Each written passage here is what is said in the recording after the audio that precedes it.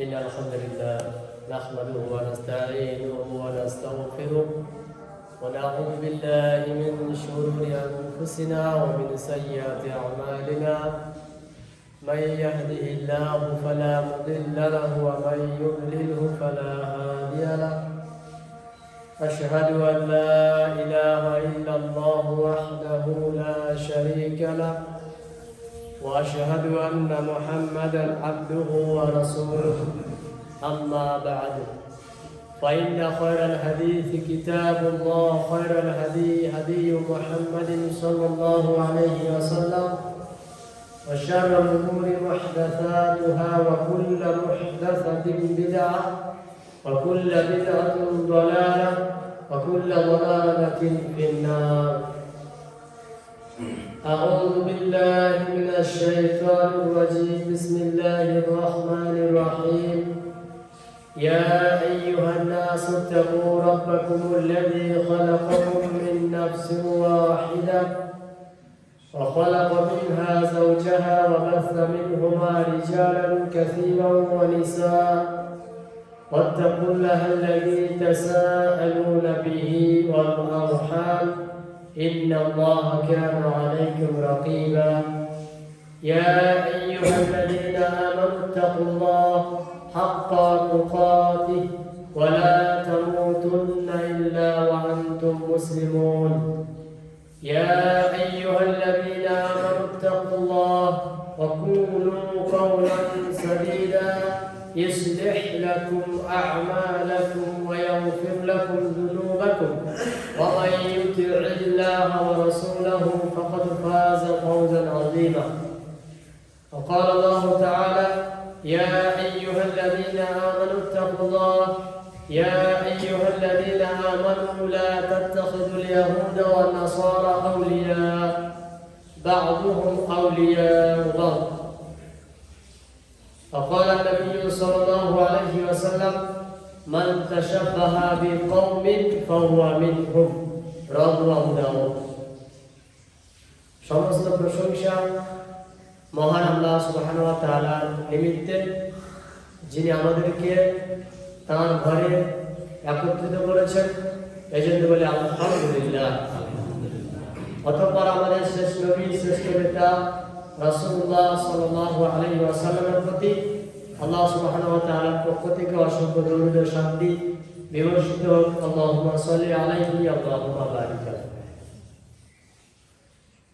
এটা আমরা প্রত্যেকেই জানি বা অবগত আছি যে পৃথিবীতে মানুষের জন্য জীবনযাপনের সবচেয়ে উত্তম পন্থা, সবচেয়ে উত্তম রাস্তা হলো আল্লাহ সুবহানাহু ওয়া তাআলার দেওয়া আদর্শ, মুহাম্মদ সাল্লাল্লাহু আলাইহি ওয়াসাল্লামের দেওয়া আদর্শ। এই আদর্শ পৃথিবীর সবচেয়ে উত্তম আদর্শ এবং এই আদর্শের নিকটে পৃথিবীর কোনো মানুষের কোনো আদর্শ টিকতে পারে না।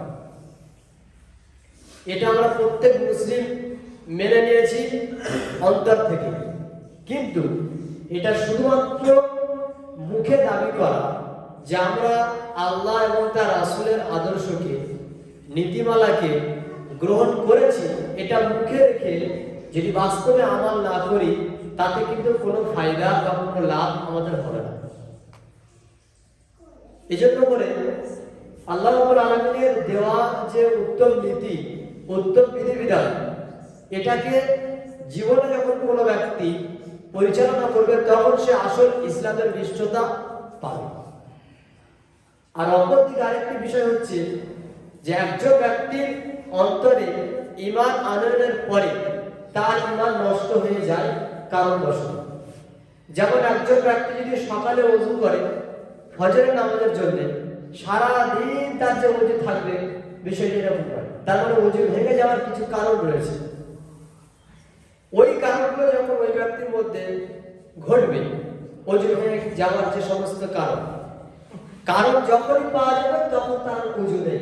এখন এই ব্যক্তি যদি জোরপূর্বক বলে যে আমার ওযু আছে, তাহলে কিন্তু আর হবে না, যেহেতু রাসূল সাল্লাল্লাহু আলাইহি ওয়াসাল্লাম বলেছেন যে এই কারণে মানুষের ওযু থাকে না। ঠিক তখন ভাবে একজন ব্যক্তি যখন সালাত আদায় করে, তার সালাতের যে নেকি কোনো ব্যক্তি সালাত আদায় করতে গিয়ে 10 ভাগের 1 ভাগ নেকি পায়, কেউ 5 ভাগের 1 ভাগ নেকি পায়, কেউ 3 ভাগের 1 ভাগ নেকি পায়।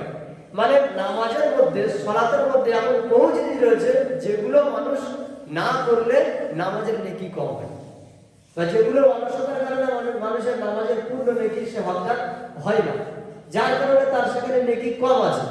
কিন্তু সালাতের মধ্যে এমন বহু বিষয় আছে যেগুলো মানুষ ছেড়ে দিলে মানুষের সালাতটাই বাতিল হয়ে যায়। যেমন সালাতের শর্ত যেগুলো, যদি কোনো ব্যক্তি জেনে বুঝে সালাত আদায় করতে গিয়ে কিবলার দিকে মুখ না করে অন্যদিকে মুখ করে, তাহলে তার সালাত হবে না। কেন? এটা যে শর্ত। জোহরের সালাত আদায় করছে, এখন জোহরের ওয়াক্তই আসেনি, নামাজ শুরু করে দিয়েছে, তাহলে তার নামাজ হবে না। কেন? এটা যে শর্ত, ওয়াক্ত আসার আগে নামাজ পড়া যাবে না। বিনা ওযুতে নামাজ শুরু করে দিয়েছে, সুন্দর করে রুকু সাজদা ফাতিহা পড়লো, সবকিছু হলো, সালাত হলো না। কেন? শর্ত আদায় হয়নি। শর্ত কি? ওই ব্যক্তি তার আগে পবিত্রতা অর্জন করেনি ওযুর মাধ্যমে। এবার আপনি ওযু করেছেন, শর্ত আদায় করেছেন, কিন্তু নামাজ যখন শুরু করেছেন, নামাজের ভিতরে যে রুকুনগুলো আছে ওই ব্যক্তি রুকুনগুলো আদায় করেনি। তার মধ্যে একটা রুকুন হচ্ছে যে সূরা ফাতিহা পড়া, রুকু ঠিক মতো আদায় করা, সাজদা ঠিক মতো করা, এগুলো ব্যক্তি করেনি। এখন এই ব্যক্তির সালাত হবে কিনা? না, হবে না। কেন? রুকুন যদি সঠিকভাবে আদায় না হয় ওই ব্যক্তির সালাত হবে না। ঠিক ওই রকমই ভাবে ঈমান যখন আমরা আনয়ন করছি, ঈমানটাও এরকম কেটে যায়, ঈমানটা এরকম নষ্ট হয়ে যায়। তার কিছু কারণ রয়েছে, প্রায় 10টা কারণে মানুষের ঈমান চলে যায়। 10টা কারণ রয়েছে। তার একটা কারণ হলো, যদি কোনো ব্যক্তি মুহাম্মদ সাল্লাল্লাহু আলাইহি ওয়াসাল্লামের আনিত দ্বীনের থেকে অন্য কোনো দিন, অন্য কোনো নীতিকে উত্তম বলে মনে করে, মুহাম্মদ সাল্লাল্লাহু আলাইহি ওয়াসাল্লামের আনিত দ্বীন, মুহাম্মদ সাল্লাল্লাহু আলাইহি ওয়াসাল্লামের আনিত রীতিনীতির থেকে অন্য কোনো রীতিনীতিকে যদি কোনো ব্যক্তি উত্তম মনে করে, তাহলে সেই ব্যক্তির ঈমান কেটে যাবে। ওই ব্যক্তির অন্তরে আর ঈমান নেই, সে এখন বর্তমানে যে আকীদা নিয়ে বসে আছে তা হচ্ছে কাফেরের আকীদা। পৃথিবীতে যত দিন আছে মানুষের তৈরি করা, কোনদিন আল্লাহর নিকটে গ্রহণযোগ্য নয়। কেননা কোরআনুল কারীমের মধ্যে সূরা আল ইমরানের 19 নম্বরে আল্লাহ তাআলা বলেছেন, ইন্নাদ দীনা ইনদাল্লাহিল ইসলাম, আল্লাহর নিকটে একমাত্র দিন হচ্ছে ইসলাম। আর কোনো দিন দুনিয়াতে নেই যেটা আল্লাহর নিকটে গ্রহণযোগ্য হয়। একটাই দিন আল্লাহর নিকটে গ্রহণযোগ্য, তা হচ্ছে ইসলাম। এখন ইসলামের যে নীতি, ইসলামের যে আদর্শ, এটার থেকে যদি কোনো ব্যক্তি অন্য কোনো নীতি আদর্শকে উত্তম মনে করে, তার মানে আল্লাহর দেওয়া নীতি আদর্শ হচ্ছে অন্য কোনো ব্যক্তির নীতি আদর্শ উত্তম হওয়া মানে আল্লাহকে অপমান করা। যদি কেউ আল্লাহকে অপমান করে, তাহলে সেই ব্যক্তির ঈমান আর থাকবে না। ইহুদিদের ধর্ম, তারা আসলে ইহুদি নিজেরা আলাদা হয়ে গেছে। কেন? তারা মুসা আলাইহিস সালামের দিন থেকে বেরিয়ে গেছে। তারপরে মুসার যে আনিত দিন আল্লাহর পক্ষ থেকে, এটাকে তারা ছেড়ে দিয়ে নিজেরা নিজেদের মতো চলে। তার মানে তারা গুমরা, তারা পথভ্রষ্ট। কেন পথভ্রষ্ট? এই জন্য পথভ্রষ্ট, তারা আসলে আল্লাহর দেওয়া দিন যেটা, এটাকে মূলনীতি হিসেবে গ্রহণ করেনি, নিজের অন্তর থেকে তারা পছন্দ করেনি, বরং নিজেদের তৈরি করা দিনকে তারা ভালোবেসেছে, ওটাই তারা অন্তরে ধারণ করেছে। খ্রিস্টানদের অবস্থা একই, তারা ঈসা আলাইহিস সালামের আনুগত্য করবে, এটাই তাদের দিন, ইসলাম ছিল। কিন্তু যখন তারা ঈসা আলাইহিস সালামের আনুগত্য ছেড়ে দিয়ে নিজেদের মতো দিন তৈরি করে রচনা করে আনুগত্য শুরু করেছে, তখন যদিও তারা বলে যে আমরা খ্রিস্টান, পৃথিবীর সবচেয়ে শ্রেষ্ঠ জাতি, আমাদের নবী ছিল ঈসা, আমাদের নবী ছিল যিশু, যাই বলুক, তাদের আর দিন গ্রহণ হবে না। কেন?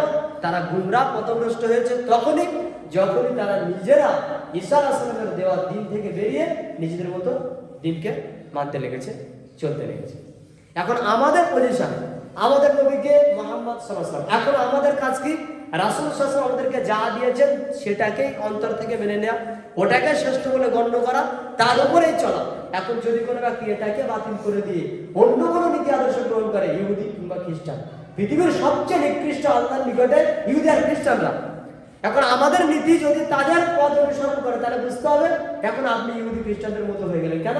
তারা তাদের নবীকে ছেড়ে দিয়ে নিজেদের মনের ইচ্ছাকে পূরণ করতে গিয়ে যেমন নিজেদের মতো চলতে শুরু করেছে, আমার এরকম রাসূল সাল্লাল্লাহু আলাইহি ওয়াসাল্লামের নীতিমালাকে ছেড়ে দিয়ে অন্য ধর্মের নীতিমালা যখন গ্রহণ করতে শুরু করেছি, তখন আমাদের ঈমান শেষ হয়ে গেছে। এখন এই অবস্থায় যদি এই ব্যক্তি ইন্তেকাল করে, মারা যায়, কি হয়ে মরবে? এটা কোনো বেদিন হয়ে মরবে, মানে যার কোনো দিন নেই, যার কোনো ধর্ম নেই, যার কোনো নীতি নেই, যার কোনো আদর্শ নেই, অর্থাৎ সে হচ্ছে একজন কাফের ব্যক্তি, মুশরিক ব্যক্তি। আর আল্লাহ রাব্বুল আলামিন পবিত্র কোরআনে উল্লেখ করছেন সূরা মাইদার 11 নম্বর আয়াতে, ইয়া আইয়ুহাল্লাযীনা আমানু, হে ঈমানদারগণ, লা তাত্তাখিযুল ইয়াহুদা ওয়ান নাসারা আউলিয়া, হে ঈমানদারগণ, তোমরা ইহুদিদেরকে এবং খ্রিস্টানদেরকে তোমাদের বন্ধুরূপে গ্রহণ করো না। কেন? বা'দুহুম আউলিয়াউ বা'দ, তারা একে অপরের বন্ধু। ইহুদিরা আর খ্রিস্টানরা একে অপরের বন্ধু। তোমাদের মধ্যে যে ব্যক্তি তাদেরকে বন্ধুরূপে গণ্য করবে, ফাইন্নাহু মিনহুম, তাহলে ওই ব্যক্তি তাদের মধ্যে গণ্য হবে। কাদের মধ্যে গণ্য হবে? ইহুদিদের মধ্যে, খ্রিস্টানদের মধ্যে। কোরআনুল কারীমের মধ্যে এত বড় আয়াত থাকার পরেও যদি আমরা ইহুদি এবং খ্রিস্টানদের কোনো রাস্তা, কোনো পথের অনুসরণ করি, আল্লাহ নিজে বলছেন যে ব্যক্তি তাদের বন্ধুরূপে গ্রহণ করবে, তাদের পথের অনুসরণ করবে, ওই ব্যক্তি তাদের মধ্যে গণ্য হবে। অর্থাৎ সে ইহুদিদের মধ্যে গণ্য হবে, খ্রিস্টানদের মধ্যে গণ্য হবে। তার মানে ইহুদি আর খ্রিস্টানদের সঙ্গে আন্তরিকতা রাখা, তাদের সঙ্গে দৃঢ় বন্ধুত্ব স্থাপন করা কোরআনের আয়াত অনুযায়ী হারাম। তাদের কোনো নীতিকে গ্রহণ করা হারাম। তবে যদি কোনো ব্যক্তি দুনিয়ার ক্ষেত্রে, চলাফেরার ক্ষেত্রে তাদের সঙ্গে আংশিক কোনো প্রয়োজনে সম্পর্ক রাখে, তবে তা জায়েজ, কিন্তু তাদের সঙ্গে আন্তরিকতা রাখা চলবে না। কেন? তারা আন্তরিকভাবে ইসলামকে ঘৃণা করে, তারা অন্তর থেকে রাসূলকে ঘৃণা করে, তারা অন্তর থেকে আল্লাহর দেয়া কোরআনকে ঘৃণা করে, তারা চায় কোরআন দুনিয়া থেকে মিটে যায়। এরপরে সূরা মাইদার 55 নম্বর আয়াতে আল্লাহ তাআলা উল্লেখ করছেন যে নিশ্চিত তোমাদের বন্ধু হচ্ছেন আল্লাহ এবং তার রাসূল, এবং যারা ঈমানদার, যারা 5 ওয়াক্ত সালাত আদায় করে এবং যাকাত আদায় করে, এবং ওই ব্যক্তিরা আল্লাহর জন্য রুকু করে। তাহলে আল্লাহ তাআলা বলছেন ঈমানদারদের বন্ধু কারা হবে? ঈমানদারদের বন্ধু হচ্ছে আল্লাহ, ঈমানদারদের বন্ধু হচ্ছে আল্লাহ রাসূল, ঈমানদারদের বন্ধু হচ্ছে পৃথিবীর সমস্ত মুমিন বান্দা, সমস্ত ঈমানদার বান্দা, যারা 5 ওয়াক্ত সালাত আদায় করে, যারা রুকু করে এবং যারা যাকাত আদায় করে। এই আলামতগুলো আল্লাহ তাআলা বলে দিলেন যখন বান্দার কথা আসছে। কিন্তু প্রথমে বললেন আল্লাহ এবং তার রাসূল পৃথিবীর সমস্ত মুমিনের বন্ধু। তাহলে আমাদের বন্ধু সিলেক্ট করে দিচ্ছেন আল্লাহ নিজে। এরপর আল্লাহ তাআলা বলছেন সূরা মাইদার 17 নম্বর আয়াতে, ইয়া আইয়ুহাল্লাযীনা আমানু, হে ঈমানদারগণ, লা তাত্তাখিযুল্লাযীনা ইত্তাখাযু দীনাকুম হুজওয়ান ওয়া লাহওয়ান। আল্লাহ তাআলা বলছেন তোমাদের মধ্যে যারা তোমাদের দিনকে খেল তামাশাকে গণ্য করে, হুজওয়ান ওয়া লাইবা, খেল তামাশা, ঠাট্টা বিদ্রুপ স্বরূপ তোমাদের দিনকে গ্রহণ করে, তোমরা তাদেরকে বন্ধুরূপে গণ্য করো। ওয়াল কুফার, এবং যারা কাফের তাদেরকে তোমরা তোমাদের বন্ধুরূপে গণ্য করো। তাহলে এখানে আল্লাহ তাআলা বলছেন 3 শ্রেণীর ব্যক্তিকে বন্ধুরূপে তোমরা গণ্য করো না। কাদেরকে? যারা তোমাদের দিনকে ঠাট্টা বিদ্রুপ স্বরূপ গ্রহণ করেছে, যাদেরকে ইতিপূর্বে কিতাব দেওয়া হয়েছে, অর্থাৎ ইহুদি এবং খ্রিস্টানদেরকে। আর যারা কাফের হয়ে গেছে, টোটাল দিন মানেই না, তাদেরকে তোমরা বন্ধুরূপে গণ্য করো না। এখানে আল্লাহ তাআলা নিষেধ করে দিলেন কাদেরকে তোমরা বন্ধুরূপে গণ্য করবে এবং কাদেরকে তোমরা গণ্য করবে না, দুটো বিষয় ক্লিয়ার করার পরে। তাহলে আমাদের এই আয়াতগুলো থেকে আল্লাহ তাআলা যেটা বলছেন যে তোমরা যেন কখনোই কাফেরদেরকে এবং মুশরিকদেরকে এবং ইহুদি খ্রিস্টানদেরকে বন্ধুরূপে গণ্য না করো, তাদের কোনো নীতি, কোনো আদর্শ তোমরা যেন গ্রহণ না করো। কেন গ্রহণ করবে না? এই মর্মে আল্লাহ তাআলা পবিত্র কোরআনে বলছেন সূরা সাফ 8 নম্বর আয়াতে, ইউরিদুনা লিইউতফিউ নূরাল্লাহি বিআফওয়াহিহিম আল্লাহু ইউতিম্মু নূরিহি। তারা আল্লাহ তাআলা বলছেন কি, ইউরিদুনা লিইউতফিউ নূরাল্লাহি বিআফওয়াহিহিম, তারা ফুঁকের মাধ্যমে আল্লাহ রাব্বুল আলামিনের নূরকে দুনিয়া থেকে নিভিয়ে দিতে চায়। ফুঁকের মাধ্যমে মানে কি নিভাবে? তারা আল্লাহর নূর মানে ইসলামকে নিভিয়ে দিতে চায়। তাদের প্রচেষ্টা যে আল্লাহ তাআলার নূর, ইসলামকে তারা দুনিয়া থেকে মিটিয়ে দেবে। আল্লাহু ইউতিম্মু নূরিহি, আল্লাহ রাব্বুল আলামিন তিনি তার নূরকে পরিপূর্ণ করেছেন। কে? আল্লাহ। সেটা হচ্ছে ইসলাম, আল্লাহ পরিপূর্ণ করেছেন। কিন্তু আল্লাহ তাআলা এখানে শেষ আয়াতে কি বলছেন? ওয়ালাউ কারিহাল কাফিরুন, যদিও বিষয়টা কাফেরদের নিকটে এটা ভালো না, কাফেররা যদিও বিষয়টা অপছন্দ করে। তাহলে প্রত্যেক কাফেরের অন্তরে এটা আছে, দুনিয়া থেকে ইসলাম মিটে যায়। তাহলে সেই কাফেরদের সঙ্গে আমাদের বন্ধুত্ব কিভাবে হতে পারে? এরপর আল্লাহ রাব্বুল আলামিন তিনি বলছেন, হুয়াল্লাযী আরসালা রাসূলাহু বিল হুদা ওয়া দীনিল হক লিইয়ুযহিরাহু আলা দ্বীনি কুল্লিহি ওয়ালাউ কারিহাল মুশরিকুন। আল্লাহ তাআলা বলছেন আল্লাহ হচ্ছেন সেই সত্তা যিনি তার রাসূলের উপরে দ্বীনকে প্রেরণ করেছেন। হুয়াল্লাযী আরসালা রাসূলাহু বিল হুদা, সঠিক দিন সঠিক রাস্তা দ্বারা আল্লাহ রাব্বুল আলামিন তিনি তার রাসূলকে প্রেরণ করেছেন। কেন? লিইয়ুযহিরাহু আলা দীনি কুল্লি, যাতে করে দ্বীন ইসলামটা পৃথিবীর সমস্ত দিনের চেয়ে উপরে থাকে, জয়ী থাকে। পৃথিবীর যত দিন মানুষের তৈরি করা সমস্ত দিনের থেকে ইসলাম যেন বিজয়ী থাকে, এই জন্য আল্লাহ তাআলা কি করেছেন? তার নবীকে প্রেরণ করেছেন সঠিক দিন দিয়ে। ওয়ালাউ কারিহাল মুশরিকুন, যদিও এটা মুশরিকরা অপছন্দ করে। কোন মুশরিক দুনিয়াতে চায় না কোরআন অনুযায়ী পৃথিবীতে মানুষ চলুক। কোন মুশরিক দুনিয়াতে চায় না কোরআন পৃথিবীতে টিকে থাকুক। কোন মুশরিক দুনিয়াতে চায় না মুসলিমরা সঠিকভাবে তাদের আল্লাহ এবং তার রাসূলের অনুসরণ করে জীবনযাপন করুক। এটা কোনোদিন কোনো মুশরিক চায় না। আল্লাহ তাআলা বলছেন, আল্লাহ রাব্বুল আলামিন যে দিন দিয়ে প্রেরণ করেছেন রাসূলকে, এটা মুশরিকরা যদিও অপছন্দ করে, তবুও এটা আল্লাহ রাব্বুল আলামিন পৃথিবীর সমস্ত দিনের উপরে বিজয়ী করার জন্য নবীকে প্রেরণ করেছেন। তাহলে এই সমস্ত আয়াত থেকে আল্লাহ রাব্বুল আলামিন যেটা বলতে যাচ্ছেন, দুনিয়াতে ইহুদি, খ্রিস্টান, মুশরিক, কাফের এরা প্রত্যেকে দ্বীন ইসলামের বিরোধী, সকলেই বিরোধী। কাজে আমাদের রাস্তা, আমাদের পথ যদি আমরা চলতে চাই, তাহলে আমাদের রাস্তা হবে ইহুদি, খ্রিস্টান, মুশরিক, কুফফারদের পুরো উল্টো। তার মানে আল্লাহ এবং তার রাসূলের যেটা নীতিমালা তত অনুযায়ী। এখন আমরা যদি যে কথা বারবার বলি, তারপরে দেখতে পাই যে আমরা ফ্যামিলিকে কন্ট্রোল করতে গিয়ে, আমাদের সন্তান সন্ততিকে কন্ট্রোল করতে গিয়ে আমরা কিন্তু ব্যর্থ। কেন? তাদের প্রত্যেকটা নীতি, প্রত্যেকটা আদর্শ, প্রত্যেকটা চলন সব ইহুদি, না হলে খ্রিস্টান, না হলে মুশরিক, না হলে কাফেরদের পতন করে চলছে। এখন যদি এই ব্যক্তি মনে করে যে আমাদের দিনের চেয়ে দিনটা ভালো, যেমন এখন মানুষ অনেক জিনিসই মনে করে যে আল্লাহ তাআলা এই বিধানটা কেন দিয়েছে, এটা না দিলে হতো না, এখনকার সময় সব চলে। মানে এটা কখন হচ্ছে? যখন ওর মনে বিধর্মীদের কোন একটা আদর্শ ভালো লেগে গেছে, তখন এটা ভালো লাগছে না। যদি এইরকম পজিশন, এইরকম অবস্থান কোনো ব্যক্তির কাছে এসে যায়, বা সে যদি অন্তর থেকে এরকম কিছু ভাবনা চিন্তা নিয়ে আসে, সঙ্গে সঙ্গে তার মধ্যে আর ঈমান থাকবে না, ঈমানটা সঙ্গে সঙ্গে বেরিয়ে যাবে। কাজে আমাদের ঈমানকে টিকিয়ে রাখার জন্য সব সময় সতর্ক সাবধান থাকতে হবে যে ইহুদি এবং খ্রিস্টান, মুশরিক এবং কাফেরদের কোন নীতিমালা আমরা গ্রহণ করছি না, সেইভাবে আমাদের সর্বদা সতর্ক সাবধান থাকা প্রয়োজন। আলহামদুলিল্লাহি রাব্বিল আলামিন ওয়া সলাতু ওয়া সালামু আলা রাসূলিহি ওয়া আলা আলিহি ওয়া সাহবিহি আজমাইন, আম্মা বা'দ।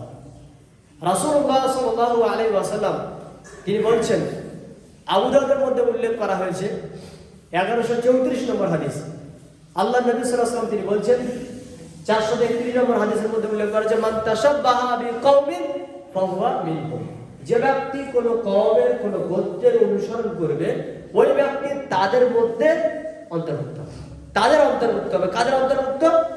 যাদের আপনি অনুসরণ করছেন, যে নীতিমালার আপনি অনুসরণ করছেন, আপনি তাদের মধ্যে। যদি ইহুদি খ্রিস্টানদের অনুসরণ করেন তো আপনি তাদের মধ্যে। এখন আমাদের এই এখন চলছে কি মাস? ডিসেম্বর মাস। এই সামনে আসছে 25শে ডিসেম্বর। এখন দেখেন আমাদের বাড়ির সন্তানরা এখন থেকে প্ল্যান করে আছে যে সামনে আমরা কিছু একটা করব। কি করবে? 25শে ডিসেম্বর বড়দিন পালন করবে। আচ্ছা, বড়দিন পালন করাটা কাদের? খ্রিস্টানদের দিন। তাহলে যদি এটা খ্রিস্টানদের দিন, তাহলে কর্মের আয়াত অনুপাতে আর রাসূল সাল্লাল্লাহু আলাইহি ওয়াসাল্লামের হাদিস অনুপাতে এটা কি আমল করা কখনো জায়েজ হয়? এটা তো টোটাল হারাম। শুধু হারাম নয়, যদি কোনো ব্যক্তি এটাকে অন্তর থেকে পছন্দ করে, পছন্দ না করলে তো ড্যান্স করতে যায় না, পছন্দ না করলে কোনোদিনও গান বাজনা করে এরকম ভাবে গাড়ি নিয়ে বেরোয় না, নিশ্চিত পছন্দ করে, তাহলে অন্তর্গত ঈমান নেই। এই অবস্থায় গাড়ি উঠতে গিয়ে কেউ মারা যাচ্ছে, অ্যাক্সিডেন্টে মারা যাচ্ছে, গাড়ি থেকে পড়ে মারা যাচ্ছে, গান বাজনা করতে করতে কোথায় নদীতে ঝাঁপ দিয়ে মারা যাচ্ছে। কি অবস্থা করে? এরা সবকটা ইহুদি আর খ্রিস্টানের মরে। বাপের খবর থাকে না, মায়ের খবর থাকে না। এই সন্তানগুলো যখন মারা যায়, এরা যে অন্তরে অবস্থান দিয়ে বা যে আমল নিয়ে মরেছে, নিশ্চিত এরা বেঈমান হয়ে মরেছে। তার কারণ কি? তার কারণ হচ্ছে ওরা অন্তরে ধারণ করেছে ওইটাকে যে আল্লাহ জন্ম নিতে পারে। আল্লাহ জন্ম নিতে পারে, এটা কেমন কথা? কোরআনুল কারীমে আল্লাহ তাআলা বলছেন, লাম ইয়ালিদ ওয়া লাম ইউলাদ। আল্লাহ এমন সত্তা যাকে কেউ জন্ম দেয়নি আর যিনিও কাউকে জন্ম দেন। আল্লাহ জন্মপ্রাপ্ত নন এবং তিনি কাউকে জন্ম দেননি। যেমন মানুষ জন্মগ্রহণ করে, তো খ্রিস্টানরা বলছে যে ঈসা আলাইহিস সালাম, মানে যারা যিশু বলছে তারা ঈসা আলাইহিস সালামকে, খ্রিস্টানরা বলছে যে যিশু খ্রিস্ট উনি মারিয়ামের গর্ভে এসেছেন। কবে?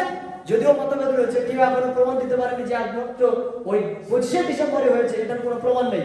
তারপরেও খ্রিস্টান এটাকে গ্রহণ করে ওই দিনটাকে পালন করে ক্রিসমাস ডে। এটা হচ্ছে খ্রিস্টানদের দিন, যীশু খ্রিস্টের জন্মদিন। আর তারাই বলছে যে যীশু খ্রিস্ট হচ্ছে আল্লাহ, যীশু খ্রিস্ট হচ্ছে আল্লাহ। আসলে উনি আল্লাহ, কিন্তু দুনিয়াতে আমাদেরকে রাস্তা দেখানোর জন্য এসেছেন, কিন্তু ওনার মধ্যে যে আত্মা রয়েছে সেটা হচ্ছে আল্লাহ। উনি মানুষগুলো যদিও আমাদের নিকটে এসেছেন, তারপরে ওনার মধ্যে যে আত্মা রয়েছে সেটা হচ্ছে আল্লাহর আত্মা। তারপরে উনি নিজেই একজন আল্লাহ, তবে দুনিয়াতে এসেছেন মানুষ রূপে। তাহলে আল্লাহ যখন দুনিয়াতে মানুষ রূপে এসেছে সেটা কত তারিখে?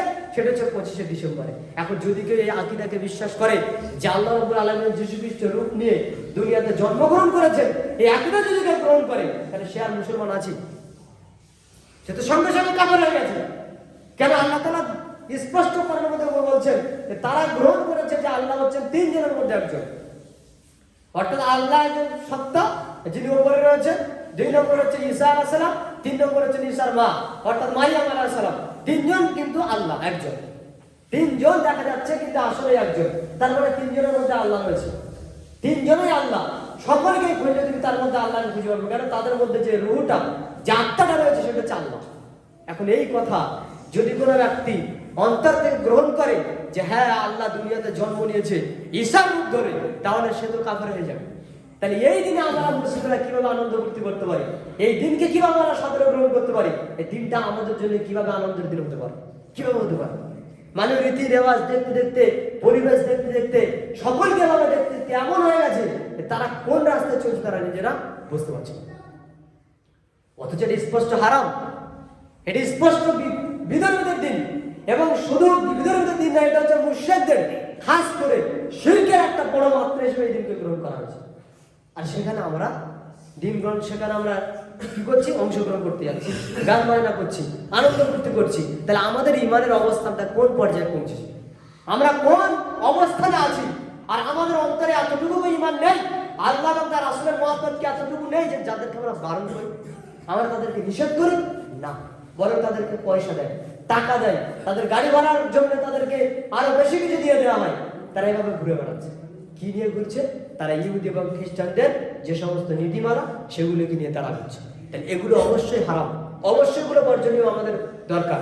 রাসূলুল্লাহ সাল্লাল্লাহু আলাইহি ওয়াসাল্লাম তিনি বলছেন যে ইন্নাল ইয়াহুদা ওয়ান নাসারা লা ইয়াসবুন ফাখালিফুহুম। 3462 নম্বর হাদিস সহিহ বুখারীর মধ্যে উল্লেখ করে যে আল্লাহ রাসূল বলেছেন নিশ্চিত ইহুদিরা এবং খ্রিস্টানরা তাদের চুলগুলো পাক ধরার পরে তারা খেজাব করে না, সুতরাং তোমরা খেজাব করো। কেন বললেন? বিরোধিতা করার জন্য। দেখেন বিরোধী কোথায়?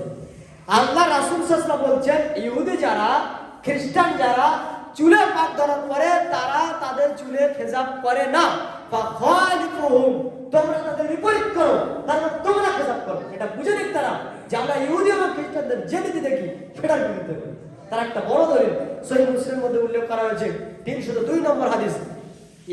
ইহুদিরা যখন তাদের মধ্যে মহিলারা হায়জাগ্রস্ত হতেন, নেপাসগ্রস্ত হতেন, তখন তারা কি করতো? তো আল্লাহ নবী সাল্লাল্লাহু আলাইহি ওয়াসাল্লাম বলছেন তখনকার সময় ইহুদিরা তাদের সঙ্গে একই বাড়িতে থাকতো না, ওয়ালাম ইউয়াকিলুহা, তাদের সঙ্গে খেতো না, আর বাড়িতে তাদেরকে রাখতো না। বলতো যে তোমাদের এখন শরীর অপবিত্র, তোমরা বাড়ি থেকে বেরিয়ে যাও। তাদেরকে বাড়ি থেকে বের করে দেওয়া হতো, বাড়ির ভিতরে রাখতো না। ফাসালা আসহাবুন নবী সাল্লাল্লাহু আলাইহি ওয়াসাল্লাম আন-নবী সাল্লাল্লাহু আলাইহি ওয়াসাল্লাম, সাহাবায়ে কিরাম আল্লাহর নবী সাল্লাল্লাহু আলাইহি ওয়াসাল্লামকে প্রশ্ন করছেন, আল্লাহ রাসূল বিষয়টা আপনি কেমন চোখে দেখেন? ইহুদিরা তাদের মহিলাদের যখন হায়া যেত তখন বাড়িতে না রেখে তারা বাড়ি থেকে বের করে দিত, তাদের সঙ্গে একসঙ্গে খাওয়া দাওয়া করতো না, বলতো যে তোমরা এখন অপবিত্র। ফাআনজালাল্লাহু সুবহানাহু ওয়া তাআলা, তখন আল্লাহ রাব্বুল আলামিন পবিত্র করে আয়াত করছেন কি? ইয়াসআলুনাকা আনিল মাহিজ, তারা আপনাকে প্রশ্ন করে মহিলাদের অপবিত্র সম্পর্কে, মহিলাদের হায়াতের বিষয়ে তারা আপনাকে প্রশ্ন করে। কুল হুয়া আযান, আপনি বলুন এটা হচ্ছে অপবিত্র। ফাআতাজিলুন নিসা ফিল মাহিজ, সুতরাং যখন এই মহিলারা অপবিত্র অবস্থায় থাকবে তোমরা তাদের থেকে দূরে থাকবে। আল্লাহ কোরআনে আয়াত নাযিল করলেন কি না? যখন তারা অপবিত্র অবস্থায় পৌঁছবে তখন তোমরা তাদের সঙ্গে থাকবে না, তাদের থেকে দূরে থাকবে। এখন দূরে থাকা কি? রাসূল সাল্লাল্লাহু আলাইহি ওয়াসাল্লাম হাদিসের মধ্যে বলছেন ইসনাউ কুল্লা শাইইন, তাদের সঙ্গে তোমরা সবকিছুই করো ইল্লা নিকাহ, তবে তাদের সঙ্গে যৌন মিলন বাদে তোমরা সব কিছু করতে পারো। তার মানে তাদেরকে বাড়িতে রাখাও যাবে, তাদের সঙ্গে খাওয়া যাবে, তাদের সঙ্গে বসা যাবে, তাদের সঙ্গে শয়ন করা যাবে। যাবে, সব কিছু করা যাবে, শুধু সহবাস করা যাবে না। এটা আল্লাহ রাব্বুল আলামিন নিষেধ করলেন। ফালাম্মা বালাগা যালিকাল ইয়াহুদ, যখন এই সংবাদটা ইহুদিদের নিকটে পৌঁছালো, তখন ইহুদিরা বলছে মা হাযা রাজুল, আরে এই ব্যক্তির কি হলো, এই ব্যক্তির কি হলো? আমাদের এমন একটাও কোন নীতি আমরা দেখতে পাচ্ছি না যেটা ওই ব্যক্তির নিকটে খবর গেলেই আমাদের সেটাই বিরোধিতা করে। এই হাদিসের শেষ অংশ, এই নবী কি চাই, মা ইউরিদু হাযা রাজুল, আরে এই লোকটা কি চাই? আমাদের এমন একটা নীতিমালা নেই যে নীতিমালা তার কানে পৌঁছালে ওই ব্যক্তি আমাদের নীতিমালার বিরোধিতা করে না, এমন কোনো নীতিমালা নেই। তার মানে আল্লাহ নবী সাল্লাল্লাহু আলাইহি ওয়াসাল্লাম ইহুদি আর খ্রিস্টানদের যে কোনো নীতিমালা দেখতেন যেটা ইহুদিদের জন্য, এটা খ্রিস্টানদের জন্য, তখন আল্লাহ রাসূল পুরোটা বাতিল করে দিতেন। এর বড় প্রমাণ হচ্ছে সহিহ মুসলিমের হাদিস আযানের অধ্যায়, যে মানুষকে ডাকা হবে আযানের জন্য, কিভাবে ডাকা যায়?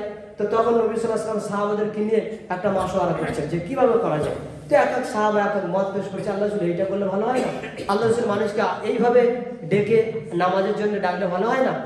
তো এক একটা বলা হচ্ছে, তার মধ্যে একটা হলো যে কিছু সাহাবা বলছেন আল্লাহ রাসূল আমরা শাঁখ বাজাই, শাঁখ বাজালে মানুষ আওয়াজ শুনে চলে আসবে, কিন্তু শাঁখ বাজানোটা যে ইহুদিদের নীতি, ফাকারিহা মিন আজলিল ইয়াহুদ, রাসূল সাল্লাল্লাহু আলাইহি ওয়াসাল্লাম বিষয়টা অপছন্দ করলেন। কেন? ওটা ইহুদিদের নীতি। ইহুদিরা ইবাদতের জন্য যখন তারা কাউকে ডাকতো তখন তারা শাঁখ বাজায়, তাহলে আমরা এটা গ্রহণ করতে পারছি না। এরপর আল্লাহ নবী সাল্লাল্লাহু আলাইহি ওয়াসাল্লামের নিকটে বলা হলো নাকুস সম্পর্কে। নাকুস মানে হচ্ছে ঘন্টা বাজানো। ফাকারিহা মিন আজলিন নাসারা, আল্লাহ নবী সাল্লাল্লাহু আলাইহি ওয়াসাল্লাম তখন এটাকে অপছন্দ করলেন খ্রিস্টানদের জন্য। কেন? এটা হচ্ছে খ্রিস্টানদের নীতি, যখন তারা মানুষকে ডাকে তখন তারা কি করে? ঘন্টা বাজিয়ে ডাকে, এই জন্য এটাও গ্রহণ করবেন না। এরপরে এক সাহাবা এসে বলছে আল্লাহ রাসূল আমি রাত্রে স্বপ্ন দেখেছি যে আমাকে এই বাক্য কেউ এসে শিখিয়ে দিল। কি বাক্য? যেটা আমরা আযান দিই। এই আযান মূলত আল্লাহর পক্ষ থেকে অবতীর্ণ ওয়াহী সাহাবাদের উপরে হয়েছে। তখন আল্লাহ রাসূল বলছেন বলো দেখি তুমি কি শুনেছো? তখন ওই সাহাবা আল্লাহ নবী সাল্লাল্লাহু আলাইহি ওয়াসাল্লামকে বলছেন আল্লাহ রাসূল আমি এই বাক্য শুনেছি ঘুমের মধ্যে। তখন আল্লাহ রাসূল বলছেন বেলাল তুমি ওঠো, এই বাক্য দ্বারা মানুষকে আযান দিয়ে ডাকো। যাক আমরা যে আযান দিই যে বাক্যগুলো, তখন আল্লাহ রাসূল এই বাক্যের কথা বললেন, বেলালকে শিখিয়ে দিয়ে বললেন যাও বেলাল তুমি আযান দাও। আগে দুটো কি বলা হলো?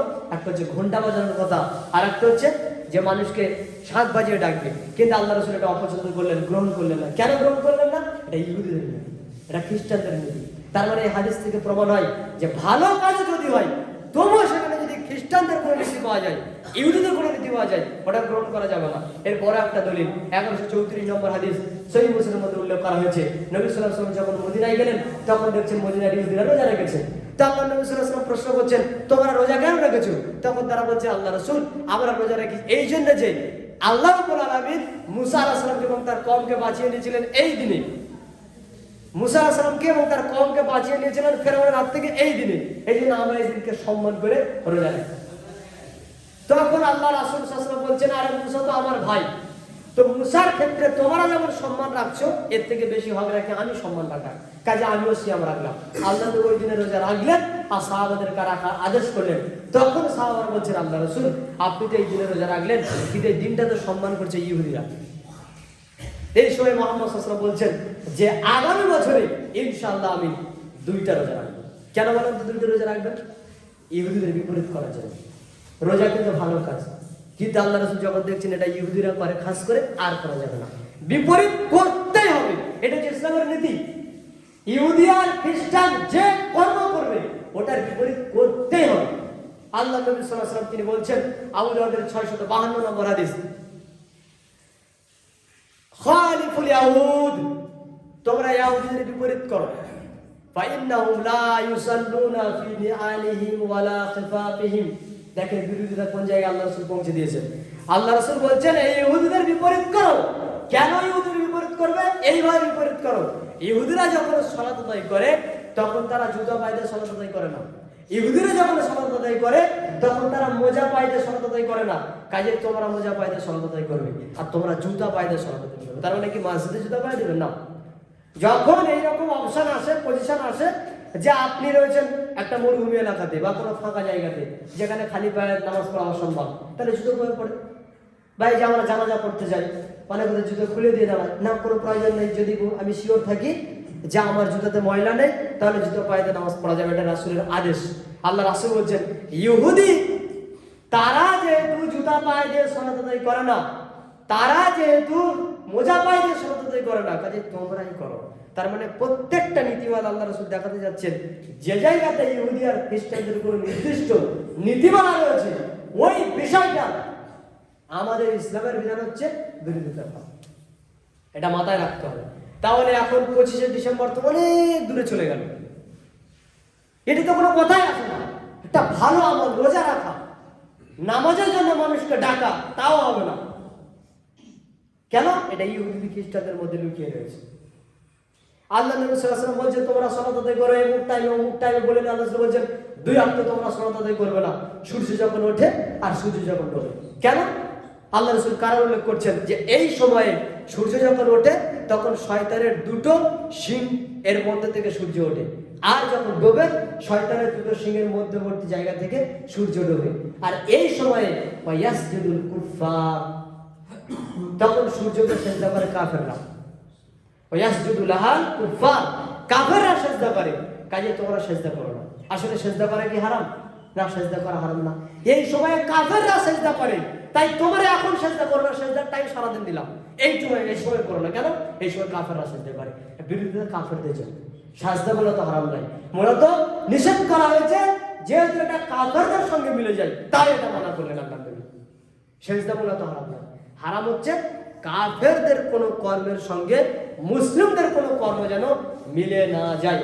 তাহলে আজকে যদি আমরা দেখি আমাদের প্রত্যেকটা আচার আচরণ চলন সবকিছু যেন আমাদের টার্গেট হচ্ছে ইহুদি আর খ্রিস্টান আর কুফার আর মুশরিকদের।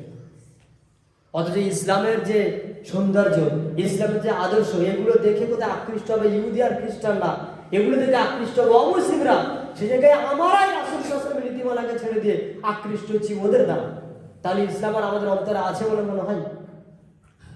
আমাদের অন্তরে ইসলাম আর নেই। ইন্ডিয়ার বুকে আমাদের ইসলাম কিভাবে এসেছে যদি কোনো ব্যক্তি ইতিহাস দেখে, সত্য ইতিহাস, তাহলে দেখা যাবে যে একটা সময়ে সাহাবায়ে কেরাম এই দেশে ব্যবসা বাণিজ্য করতে এসে তাদের যে আদর্শ, তাদের যে নীতিমালা মানুষ দেখে মুগ্ধ হয়ে যায়। এমনিতেই ভারতীয়রা ইসলাম গ্রহণ করেছে, দাওয়াত না দিয়েই, শুধু আদর্শ দেখে তারা ইসলাম গ্রহণ করেছে। কোন একটা জয়ুল্লিল মুতাফফিফিন, দুর্ভোগ ওই সমস্ত ব্যক্তিদের জন্য যারা ব্যবসা করতে গিয়ে মাপের ক্ষেত্রে উলটপালট করে। যখন তারা মেপে দেয় তখন তারা মানুষকে কম দেয়, আর যখন মেপে নেয় তখন তারা ভালো করে বোঝাপড়া করে। আল্লাহ বলছেন এদের জন্য জাহান্নাম অপেক্ষা করছে। কাদের জন্য? যারা ব্যবসা করতে গিয়ে মাপে কম বেশি দেয়। এখন সাহাবারা যদি ইন্ডিয়াতে এসে এই আচরণ দেখায় যে ভাই মেপে দেওয়ার সময় ঠিকঠাক মেপে দিতে হবে, নেওয়ার সময় ঠিকঠাক মেপে দিতে হবে, একেবারে কাঁটা এদিক ওদিক করা যাবে না। কেন? কোরআনের আয়াত অনুপাতে। আর সেই সময় যদি ইন্ডিয়ার অবস্থা এমন হয় যে মানুষ চুরি ডাকাতি সবসময় চালাচ্ছে আর মাপে তো সামান্য বিষয়, তারা কি আকৃষ্ট হবে না? আজকে আপনার দোকানে আমি গেছি, গিয়ে বলেছি ভাই এই মালটার কত দাম, তো আপনি বলছেন 200 টাকা। ওই আমার কিছুক্ষণ পর একজন এসে বলছে ভাই এই মালটার কত দাম, তো তখন ওই ব্যক্তি বলছে 200 টাকা। তো বলছে ঠিক আছে ভাই আমাকে আপনি 200 টাকা না 300 টাকা দেবো, দিয়ে দেন। তখন এই ব্যক্তি বলছে না, দেওয়া যাবে না। কেন? ওই যে কিছুক্ষণ আগে একজন ব্যক্তি এলেন আমার সঙ্গে দরদাম করে গেছে, তুমি 200 টাকা কেন, 500 টাকা দিলে আমি আর দেবো না। কেন? কথা হয়েছে একজনের সঙ্গে। এটা হচ্ছে আদর্শ। আজকে যদি দোকানদারদের, মুসলিম দোকানদারের ভিতরে এই আদর্শ পাওয়া যায় তাহলে আকৃষ্ট হবে না? রাসূল সাল্লাল্লাহু আলাইহি ওয়াসাল্লাম যদি জায়গা জমি নিয়ে যদি গন্ডগোল হয়, তখন তুমি যেখানে বাড়ি তৈরি করছো, যে সীমানা, তখন ডবল জায়গা ছেড়ে দিয়ে ঘর বানাও। কেন? কারোর যেন অসুবিধা না হয়, সমস্যা না হয়। আর রাস্তা নিয়ে যদি গন্ডগোল হয়, ডবল রাস্তা ছেড়ে দাও। কেন? মানুষের যাতায়াতের পথ যেন ক্লিয়ার থাকে। এই আদর্শ কার? আল্লাহ নবী। আজকে তো জায়গা জমি নিয়ে বেশি মারামারি দেখা যায় আমাদের মুসলিমদের মধ্যে, যারা নাম করা মুসলিম, নামে শুধু লেগে আছে। এই আদর্শগুলো ছোট্ট আদর্শ, কিন্তু এগুলো বিরাট মানুষের অন্তরে প্রভাব ফেলে। এই আদর্শ থেকে অমুসলিমরা আকৃষ্ট হয়েছে। মিথ্যে কথা বলা পরিত্যাগ করা, সত্য কথাকে আঁকড়ে ধরা, মানুষের সঙ্গে ওয়াদা খেলাফ না করা, এইগুলো এক একটা বড় বড় আদর্শ, যেগুলো দেখে আরবের লোকেরা বড় বড় প্রমাণ দিয়েছে যে আমরা ইসলাম গ্রহণ করেছি আদর্শ থেকে। ভারতের লোকেরা প্রমাণ দিয়েছে তারা ইসলাম গ্রহণ করেছে আদর্শ থেকে। আর আজকের আমরা সেই আদর্শকে দূরে ফেলে দিয়ে আমরা ইহুদি আর খ্রিস্টানদের আদর্শ গ্রহণ করেছি। তার মানে আমাদের মধ্যে ঈমানের লেশ মাত্র আছে বলে আর মনে হয় না। কাজে আল্লাহ রাব্বুল আলামিন আমাদেরকে এই মর্মের সুমতি প্রদান করুন যে আমরা যেন ইসলামের আদর্শকে অন্তরে ধারণ করতে পারি এবং অমুসলিমদের আদর্শকে পরিত্যাগ করতে পারি। আল্লাহুম্মা আমিন। সুবহানাকাল্লাহুম্মা ওয়া বিহামদিকা আশহাদু আল্লা